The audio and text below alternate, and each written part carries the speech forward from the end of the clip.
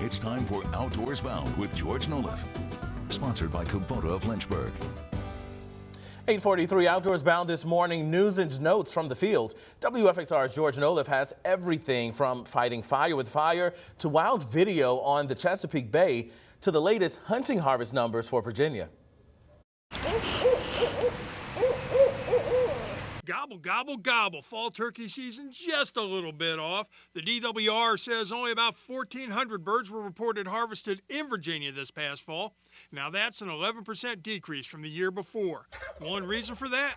Wildlife managers say hunters are saving their turkey tags for the more popular spring gobbler season. As for deer, harvest numbers were up in the fall by 12%. More than 200,000 deer were taken. When it comes to bear, harvest was way up. We're talking by almost 30%. Why? One big factor was acorn production. It was down. That forced bears to move around to search for food, and that put them in contact with more hunters. Check this out. You're looking at the reason there's a bill before the Virginia House to make the penalties tougher for interfering with commercial fishing operations. This video was captured by a spotter plane last September off Hampton.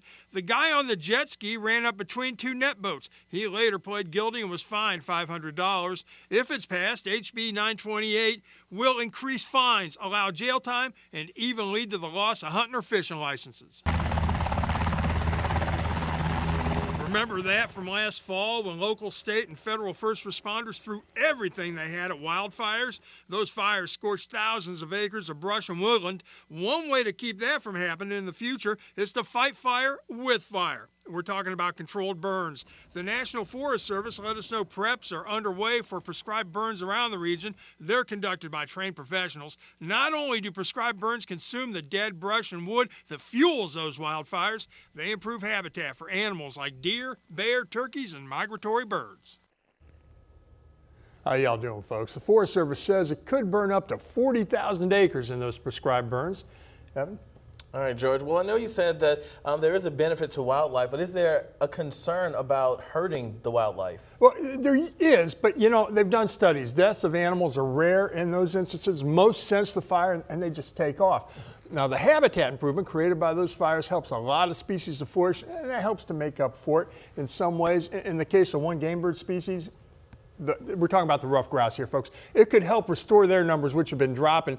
They need new growth forest. We've done a great job of conserving old growth forest, and those controlled fires will take out a lot of that brush and old growth, and now you've got new growth, and the grouse like that. Yeah, absolutely. I actually did a news story on this several years ago when I was just sharing with you. I learned about the new growth and how, and to someone who's unfamiliar with this, you think that, oh, this is really bad, but it attracts more wildlife to the area, which is what you want. Yeah, you get bugs in there, you get small animals, and you know, it helps the game birds and large game to flourish. Yeah, absolutely. All right, George Noliff, thanks so much for joining us this morning.